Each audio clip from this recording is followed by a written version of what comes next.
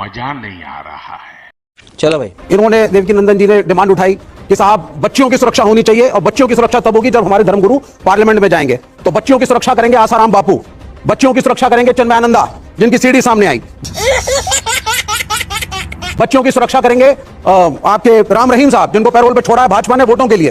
ये तो धोती। विवेक जी एक आपत्ति है, विवेक जी एक आपत्ति है, उधर से भी है और मुझे भी है। आपने जितने नाम गिनाए केवल हिंदू धर्माचार्यों के गिनाए, क्या किसी और धर्म के धर्माचार्य पर, किसी मौलवी पर, किसी पादरी पर, किसी बिशप पर कोई ऐसा आरोप नहीं लगा? चुप कर बे कुत्ते। आपने कोई नाम नहीं गिनाया। हाँ बेटा, धर्माचार्य हो, एक मुस्लिम धर्म का धर्माचार्य हो, क्या आप गारंटी लेते हैं उनके कैरेक्टर की? और आप चाहेंगे कि आसाराम जाएं और गाइड करें प्राइम मिनिस्टर को पार्लियामेंट में? राम रहीम पहुंचे पार्लियामेंट में, सुनते जाइए।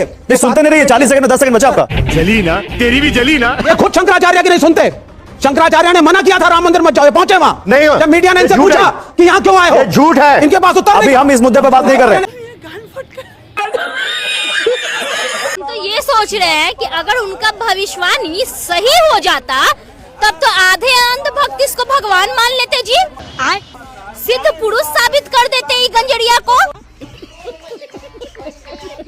ऐसे साधु संतों का मुंह में कालिक पोत कर लथियाना जुतियाना चाहिए जो धर्म को बदनाम कर रहे हैं।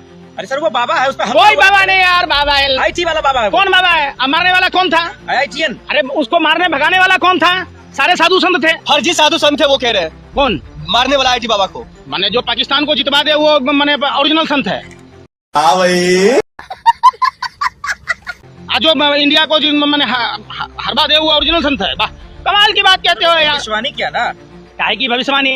एक वो सिग्नल देता है हनुमान जी से, तो भगदड़ में सिग्नल उसका कहाँ एंटीना फेल हो जाता है? हैं? ये सब दो कौड़ी के लुच्चे लफंगे लोग हैं। ये सरकार के एजेंट हैं जो भगवा पहनकर जैसे रावण का एजेंट था कालने में। अरे सुन तो लो, हकलाओ मत। लेकिन मैं इसलिए भी समझा रही हूँ क्योंकि ये मेरा और जावेद जी का जो कॉन्फ्लिक्ट है एक इंटरनेशनल कॉन्फ्लिक्ट को आज जो है रिप्रेजेंट कर रहा है, उसी के जैसा है। मतलब आप देखिए ट्रम्प और जेलेंस्की के बीच जो चल रहा है वो ऐसा ही है। तो मैं जेलेंस्की को संबोधित करते हुए कहना चाहती हूँ कि आप हमसे कुछ सीखिए।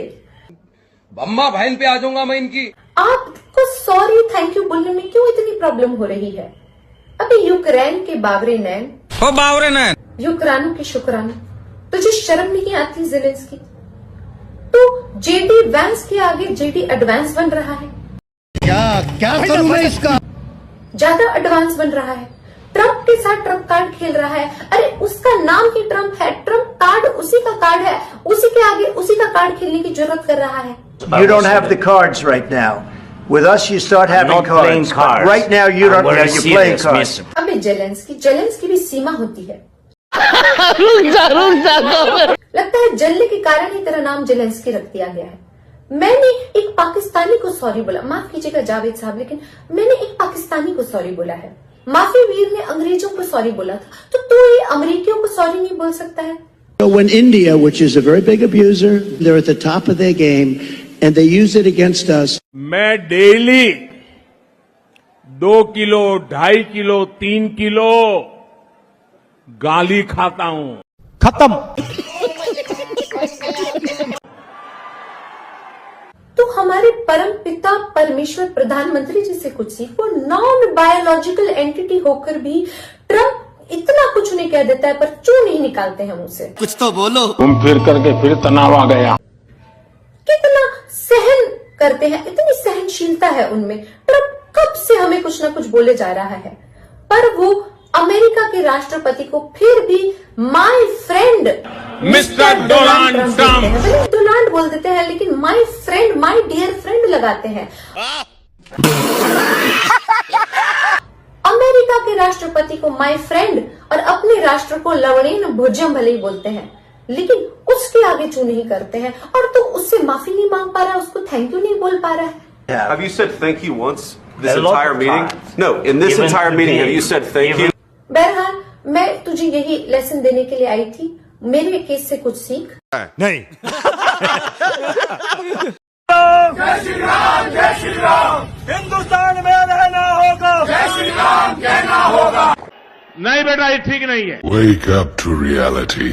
रमजान का मुबारक महीना भी शुरू होने वाला है। मैं आप सभी को और सभी देशवासियों को रमजान की भी मुबारकबाद देता हूं। जहाने खुसरो का ये गुलदस्ता इसी तरह खिलता रहे। हजरत अमीर खुसरो ने जन्नत से की थी। हमारा हिंदुस्तान जन्नत का वो बगीचा है जहां तहजीब का हर रंग फला फूला है। यही नहीं, अभी और सुनिए। हजरत निजामुद्दीन की महफिलों ने मोहब्बत के दिए जलाए, मस्जिदों या खानकाहों तक सीमित नहीं रखा। उन्होंने पवित्र कुरान के हर्फ पढ़े तो वेदों के स्वर भी सुने। उन्होंने अजान की सदा में भक्ति के गीतों की मिठास को जोड़ी। यहाँ हमें कबीर भी मिले, रहीम भी मिले और रसखान भी मिले। और भारत अलगे नशा में घूम रहा है विश्व गुरु। ऐसे जो तुमको श्रीलंका आंख दिखा के जा रहा है, मालदीव विश्व गुरु घूम फिर करके फिर तनाव आ गया। विश्व गुरु है, विश्व गुरु। आई लाइचिदाना बराबर देश मालदीव हमारे सैनिकों को वापस भेज दिया। बात तो सही है। अरे इसको मारने की भी जरूरत नहीं है। इससे 30 किलोमीटर दूर परमाणु बम का परीक्षण पनिया में करते ना तो सुनामी उपट जाता। सर मैं आपसे ये पूछना चाहता हूँ, जब आप कहते हैं कि ये एक डेमोक्रेटिक कंट्री है, जब एक न्यायपालिका का जज लोया साहब की एक मृत्यु हो जाती है और जो कि सीबीआई की जांच के जज थे, यानी कि सीबीआई की जो जांच चल रही थी जिसमें अमित शाह जी जो हैं वो मुख्य अक्यूज्ड थे, उनकी एक ऐसी परिस्थिति में जांच जाती जिस पर मीडिया को बात करनी चाहिए, तब आप जाके मंदिर यहीं बनेगा, मस्जिद यहीं टूटेगी, आप इस तरीके से लड़ रहे थे। अरे बाप रे। आप कहते हैं कि आप टिड्डी की बात कर रहे थे, मैं उसी से एक आखिरी सवाल पूछता हूँ अपना, कि जब गायों को सड़कों पर छोड़ दिया गया और चारा नहीं मिल रहा था तब आपकी सरकार कुछ नहीं कर रही थी। आपकी सरकार ने भी गाय को एक माता बना दिया। अभी और सुनिए। मेरी माँ का चेहरा गाय से नहीं मिलता, उनका आधार कार्ड नंबर है, गाय का नहीं है, लेकिन आप गलत करते हैं सर। आप इस बात का जवाब दीजिए कि एक डेमोक्रेटिक कंट्री में एक जज की, एक न्यायपालिका के मुख्य चीफ जस्टिस की मौत हो जाती है और उसका बेटा और उनकी बीवी बोल नहीं पाते इस डर से कि कहीं हमारे साथ भी कुछ ना हो जाए। नंगा करके नहला रहा है। तबरेज अंसारी को 2017 में 10-12 क्वेश्चन एक हो जाएगा। एक ही सवाल। हवा निकल गई। आलोक जी देखिए, भोपाल में वीडियो वायरल हो रहा है, कई जगहों पर हो रहा है लोकली। एक सेकंड सर, व्हाट्सएप के जरिए अलग अलग जगहों पर, जिसमें रमजान में हिंदू दुकानदारों के बॉयकॉट की बात हो रही है। ठीक है। दिक्कत यह है कि ये जो जहर है इसको कैसे रोका जा सकता है, इस पर तो सबको कंट्रीब्यूट करना होगा, सबको समझना होगा कि अगर रमजान के लिए भी हिंदू दुकानदारों के लिए कहा जा रहा है, सोशल मीडिया पर ये मैसेजेस वायरल हो रहे हैं, तो ये भी उतना ही खतरनाक है। जाहिर है बीजेपी वाले तो ये कर नहीं रहे होंगे। अब देख तू गया बेटा। दोनों चीजें खतरनाक हैं, लेकिन देश के प्रधानमंत्री संवैधानिक पद पर जब 80 और 20 की बात करेंगे, शमशान कब्रिस्तान की बात करेंगे, तो नफरत को कम नहीं किया जा सकता है। देश के प्रधानमंत्री के लोकसभा के भाषण मंगल सूत्र छीन ले जाएंगे, ज्यादा बच्चे वाले आपकी भैंस खोल ले जाएंगे, और पता नहीं क्या क्या कहा गया था। क्या वो ठीक था? मैं समझता हूं उसी के ऊपर अगर लगाम लग जाती तो ठीक होता। आज हम हलाल और हलाला मीट के ऊपर तो बात कर रहे हैं, जो भी बात कर रहे हैं, वो माधवी बुच पूरी शेयर मार्केट को हलाल करके चली गई, उसके ऊपर हम बात नहीं कर रहे हैं। मुझे अपने घर जाना है। आज दुर्भाग्य ये है कि 700 किसान जब यहां पर मृत्यु हुई बॉर्डर के ऊपर, क्या वो सिख भाई नहीं थे? क्या वो किसान भाई नहीं थे? मृत्यु कुंभ कहना बिल्कुल गलत है। किसी भी रूप में ममता बनर्जी का कोई भी समर्थन नहीं कर सकता है। मैं इस शब्द की घोर निंदा करता हूं। क्या बात है सर। लेकिन क्या जो वहां पर 1000 से ज्यादा मृत्यु हुई उसको छुपाया गया आंकड़ों को, क्या वो आंकड़ों को छुपाना गलत नहीं था? क्या वो 30 लोगों की लिस्ट नहीं आनी चाहिए? अब डुबकी की बात भी कर लेते हैं। मोहन भागवत जी को मैं कहूं कि वो गैर सनातनी है, हिंदू विरोधी हैं, क्योंकि वो वहां पर डुबकी नहीं लगा के आए, तो क्या ठीक होगा? अरे बड़े खतरनाक लोग हैं। क्या मोहन भागवत जी को मैं देशद्रोही कहना शुरू कर दूं क्योंकि वो कुंभ में नहीं गए हैं? मैं समझता हूं इनको नॉन इश्यूज को इश्यूज मत बनाइए। अभी इन्होंने, अरे भाई सुनिए जरा भाई, देखिए मैं बीच में नहीं बोला, बीच में ना बोल। दुर्भाग्य यह है कि यूपीएससी का चेयरमैन गलत भर्ती करके आईएएस आईपीएस की भाग जाता है, रिजाइन करके, क्योंकि वो बीजेपी का पिट्ठू है। नीट के एग्जाम में बीजेपी का आरएसएस का पिट्ठू 22 लाख बच्चों के भविष्य को तबाह कर जाता है, उसके ऊपर कोई बात नहीं बोलेगी बीजेपी। करवाली बेइज्जती। लेकिन दिक्कत यह है कि युवा जब अमेरिका से बेड़ी लगा कर आते हैं तो उसका समर्थन करते हैं विदेश मंत्री। ठीक है गौरव जी, आज यहाँ पर हम हलाल मीट के ऊपर चर्चा करेंगे क्योंकि पूरे समाज को हिंदू और मुसलमान में बांटना है। माधवी बुच के ऊपर क्यों नहीं बोलते आप? माधवी बुच कौन थी? कहां से आई वो? पूरे शेयर मार्केट को तबाह करके चली गई वो। पूरे हिंदुस्तान का बेड़ा गर्क कर दिया उसने। शेयर मार्केट का क्या हाल किया? आज उसके ऊपर एफआईआर हो रही है। कब वो हिंदुस्तान पूरा जानना चाहता है। रमजान के पाक महीना स्टार्ट होने जा रहा है, क्या कहिएगा? ये मुसलमान भाई का रोजा है, इसमें तन मन से अपना भगवान के ध्यान में लगे रहे। शाबाश। जो हिंदू मुसलमान करता है, जो हिंदू मुसलमान गुजारने के लिए चाहता है, वो खुद गुजर जाता है। बात तो सही है। देखिए, रमजान के पाक महीने का शुभारंभ होने जा रहा है। हम बोलना चाहिए कि हमारे देश के तमाम मुसलमान भाई जो भी अल्लाह ताला की इबादत करते हैं, ईश्वर पर भरोसा रखते हैं और अपने मन को साफ रखना चाहते हैं, पाक रखना चाहते हैं, तो रमजान के 30 दिन, रमजान के पूरे पाक महीने में रोजा रखें। अरे हाँ भाई हाँ। में और उसके दौरान हमारे देश के मुसलमान भाइयों को कुछ लोग परेशान करते हैं, फिर गलत टीका टिप्पणी करते हैं। ये मुल्क सबका है, सभी का खून शामिल है यहाँ की मिट्टी में। ये हिंदुस्तान सबका है, आपको पता होना चाहिए। शाबाश बेटा।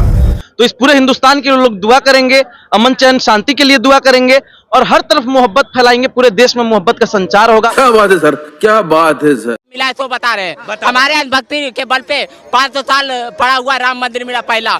ठीक है। दूसरा, हमारे अंधभक्ति के बल पे धारा 370 कश्मीर से हटवाए। हमारे अंधभक्ति के बल पे अभी बांग्लादेशियों को भगाया जाएगा 10 करोड़ घुसपैठियों को।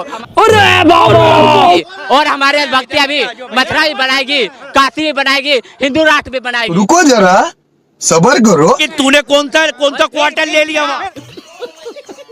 ऐसे ऐसे लोगों को ऐसे ही भाषा में जवाब दिया जाएगा। अच्छा। शास्त्री साहब ने 1 मिनट, फिर धीरेन्द्र शास्त्री साहब ने 1 मिनट, फिर धीरेन्द्र शास्त्री में ये क्यों कहा कि जो कुंभ में स्नान नहीं करेगा वो देशद्रोही है? ये पूछो इनसे। कभी नहीं कहा। क्या बोला तूने?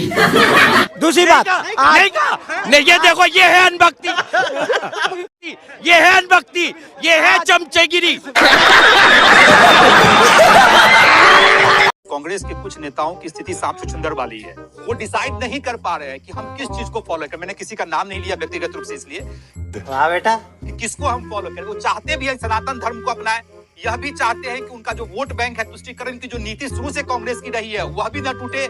बोलने दे। तो उस स्थिति में सांप छुछुंदर की स्थिति के कारण वो लोग बयान कुछ देते हैं, लेकिन धरातल पे जब आता है तो स्नान नहीं करते हैं। लगता है तुम गू खा के ही मानोगे। अभी माधव जी सांप छुछुंदर का उदाहरण दे रहे थे। अभी मजा आएगा ना भिड़ो। सांप छछूंदर कुछ भी करे, लेकिन बिल्ली को पूछने का अधिकार नहीं है कि क्या करे।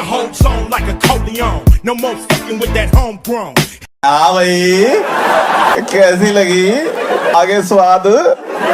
आस्था निजी होती है। मैं किसकी पूजा करता हूँ, कैसे करता हूँ, किस तरीके से करता हूँ, ये मेरा अधिकार है। सही बात है। और ईश्वर के और भक्त के बीच में कोई दलाल नहीं होता है, कोई एजेंट नहीं होता है। सही पकड़े हैं। ये जो पूछ रहे हैं एजेंट बनना चाहते हैं। शर्म करो, भगवान से डरो। ये ठेका लेना चाहते हैं हमारी आस्था का।